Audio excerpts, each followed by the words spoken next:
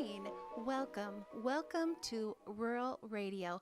My name is Allie, and I am so excited that you have decided to spend this Saturday morning with me, you, me, all of us together here at the Rural Radio kitchen table. It is super exciting because today we are kicking off our first broadcast in a very long time. We're so glad to be back together with y'all. It is very, very important and very heartwarming to us. So I hope that you feel the same. Well, getting right back into the swing of things, you know how this works. We talk recipes, we talk manners, we talk laughter, or actually we do laugh and talk laughter, jokes and funny things, things that are uplifting and that put a smile on our face. All of those things I think are important, and I hope that you do too. We're here at our kitchen table, we're talking recipes, so why don't you go get yourself a pencil and a piece of paper or pen, whatever it is that you're comfortable with. We do things old school around here. Grab yourself a cup of coffee or some hot chocolate, whatever it is that you like, and we'll be talking recipes here on Rural Radio. Well, now that we are back together, we're going to just start right up. And you know what? What's right around the corner? It is election day. Oh my goodness. It is a very important day. And it wouldn't be me if I didn't figure out some way to create a theme around some sort of holiday, which I kind of think that election day might be just a holiday. It is very important. So let's take it seriously. Let's get out and vote, but we can also have a little bit of fun with it. Well, let's go with the theme today. That is Election Day, red, white, and blue. So our first recipe for this morning is candied apple salad. That's right, we're going with the red first. Candied apple salad. It is delicious and it is autumn right now, so I think you'll have all these ingredients close at hand. So get your pencil and your paper, and here we go with candied apple salad. First of all, our ingredient list goes as follows. 4 cups of red delicious apple. That's 4 cups of red delicious apples. With these, you want to peel, core, and chop those 4 cups of red delicious apples. Then our next ingredient is 1/2 cup of white sugar. That's 1/2 cup of white sugar. Our third ingredient, 1 8-ounce can of crushed pineapple, and keep the juice. The third ingredient is 1 8-ounce can of crushed pineapple with the juice. Okay, moving on to our fourth ingredient, we've got 1 tablespoon of all-purpose flour. That's 1 tablespoon of all-purpose flour. Next, we'll need 1 egg beaten. That's 1 egg beaten. Followed by 1 tablespoon of white vinegar. That's 1 tablespoon of white vinegar. Just 2 more ingredients on our list. The second to the last one is 1 8-ounce container of frozen whipped topping, and you'll want it thawed. So I'm not sure if that's a conundrum or whatever you'd call that, but you know, the whipped topping that you find in the let's try that again. In the freezer section, 1 8-ounce container of the frozen whipped topping, but you'll want it thawed. Okay, that was a long story that I didn't quite make short. Well, anyway, we'll get back to our last ingredient, and that is 1 cup of coarsely chopped dry roasted peanuts. That's right, 1 cup coarsely chopped dry roasted peanuts. And if you're not a fan, you can always substitute some other kind of nut that you like. So we'll go over those ingredients real quick again. We've got 4 cups of red delicious apples. We'll want those peeled, cored, and chopped. Next, 1/2 cup of white sugar. Next, 1 8-ounce can of crushed pineapple with juice. Then we'll go with 1 tablespoon of all-purpose flour, 1 egg beaten, 1 tablespoon white vinegar, 1 8-ounce container of frozen whipped topping thawed, and 1 cup coarsely chopped dried roasted peanuts. All right, let's get ready for our directions for our wonderful candied apple salad. Oh, it just sounds fun. So in a saucepan over medium heat, let's stir together the egg, flour, sugar, vinegar, and pineapple.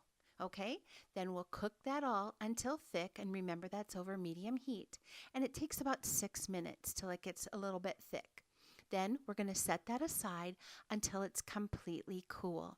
Then in a large serving bowl, fold together the pineapple mixture and the whipped topping.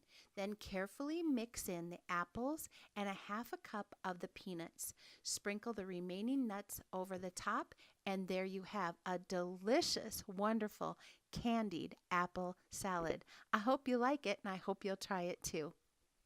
Okay, well, we first did the red one, and now what comes next? Red, white, and blue. Oh, I guess we're going to go with white. Well, as close as I could come to something white. And anyways, we're going to go with slow cooker tapioca. It is that time of year when we can bring out that slow cooker. Autumn just loves to have that smell going through the house, and tapioca is no different. It's got a vanilla fragrance that just wafts through the house, and it's beautiful and comforting. So let's look at the ingredient list for our slow cooker tapioca. It's a short one, so here we go with the first one. We'll need 4 cups of whole milk. That's 4 cups of whole milk. Then we'll go with 2/3 cup of white sugar. That's 2/3 cup of white sugar, followed by 2 teaspoons of vanilla extract. That's 2 teaspoons of vanilla extract. I do a little bit more. You do what you want, but I do a little bit more than that. And then our fourth ingredient, our fourth ingredient, that's right, is, let's try that again. Oh, live radio, what do? It is our fourth ingredient, and it is a half a teaspoon of salt. That's half a teaspoon of salt. And then our fifth ingredient is 1/2 cup of small tapioca pearls. That's 1/2 cup of small tapioca pearls. Our last but not least ingredient is 3 egg yolks. That's 3 egg yolks. All right, we'll go through those ingredients real quick for our slow cooker tapioca. 4 cups of whole milk, 2/3 cup white sugar, 2 teaspoons vanilla extract, 1/2 teaspoon salt, 1/2 cup of small tapioca pearls, and 3 egg yolks. And now here we go, right into our directions. So we're going to whisk the milk, the sugar, the vanilla extract, the salt, and the tapioca pearls in the slow cooker until the sugar has dissolved. Turn the cooker to high setting, then cover with the lid and cook for 2 hours. And if you prefer, you can set it on the low setting and cook for 4 hours. And you want to stir the pudding occasionally during cooking. Okay, then we're going to place the egg yolks into a bowl and whisk until smooth. Mix about 1 tablespoon of the hot pudding into the egg yolks until thoroughly combined. Continue gradually mixing the hot tapioca pudding into the egg yolks. You know how to do that, slowly increasing the amount of pudding mixed in until the yolks and the pudding are all mixed up real nice, and it totals about 2 cups. Then slowly pour the yolk mixture back into the pudding into the slow cooker until blended, whisking constantly until the egg yolks have thickened the pudding. It's just wonderful, and it only takes about 5 more minutes. Then you'll want to place the lid back on the cooker and continue cooking until the pudding is your desired degree of thickness. On high, that setting would be about 30 more minutes, or on the low setting for about 1 more hour. I usually do it on the low setting. I don't know, it just seems to get more creamy and a little bit thicker. So it is very tasty either way. So that is our white component of our red, white, and blue, which is slow cooker tapioca. Oh, it just sounds so good. All right, we're going to go, well, you know what it is. It would be our third one, which should be blue, because it is election day right around the corner. Red, white, and blue. So we're going to go with our blueberry salad. And who doesn't just love blueberries? I don't know. I love them. So we'll go right into it with our ingredient list. All right. So the first ingredient is 2 3-ounce packages of raspberry flavored gelatin mix. You heard that right. Not blueberry, but raspberry. Bear with me. It'll get better. All right. Then our second ingredient is 2 cups of hot water. Then our third ingredient is 1 20-ounce can of crushed pineapple, drained. Then we're going to go with 1 21-ounce can of blueberry pie filling. That's one 21-ounce can of blueberry pie filling. All right, then the third ingredient, I didn't count that right again. So our fourth ingredient is one 8-ounce package of cream cheese. That's one 8-ounce package of cream cheese.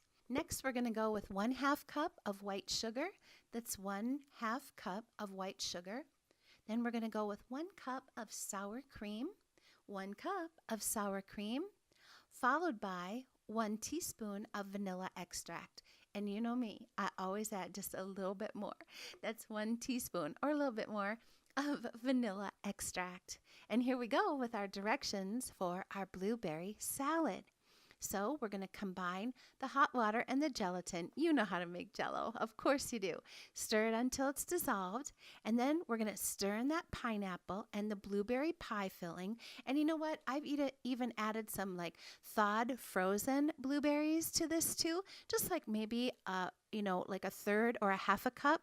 It's just delicious. So you could do that too. Then when you stir the pineapple and the blueberry pie filling, and if you want just a little bit of fresh blueberries as well, go ahead and pour that into a 9 by 13 inch dish and chill in the refrigerator until firm. Okay, and usually I spray that a little bit. I prepare it just a little bit with a little bit of the cooking spray so it doesn't quite stick, just lightly. Okay, and then while that's chilling, we're going to cream together the cream cheese and the sugar. Beat in sour cream and vanilla, and then you're going to spread that over the firm gelatin and chill until serving. And when you cut those into little squares, and you can put a little bit of sprinkles on top, whatever, it is so pretty. It's just stunning with that bright blue against the real pretty creamy white. It looks very lovely on your luncheon plate. So I hope that you will try that blueberry salad. Ooh, it just sounds good and refreshing to me right now. Well, I hope that you're enjoying these recipes. We're kind of running through them real quick. But it is an important day to remember. Our election day is coming up, and it is such a wonderful opportunity and such a privilege to be able to vote. So I really hope that you guys will go out and vote. And then you can come home and have a nice cup of coffee with one of these wonderful desserts. That sounds like a really nice afternoon, if you ask me.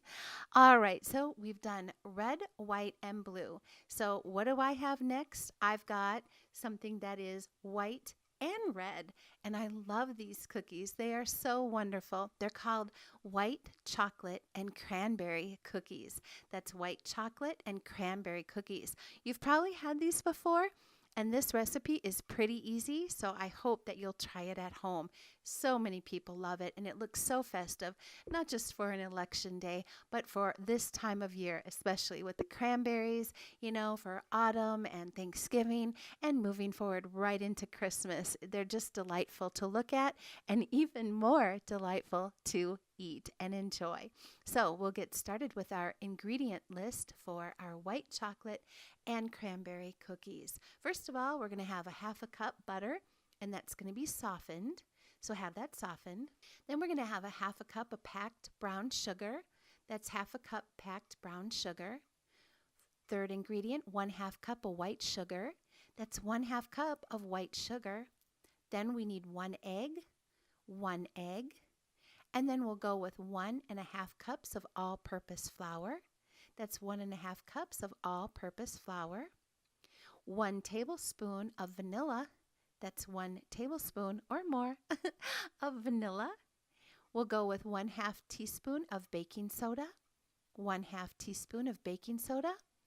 3/4 cup white chocolate chips. That's 3/4 cup white chocolate chips.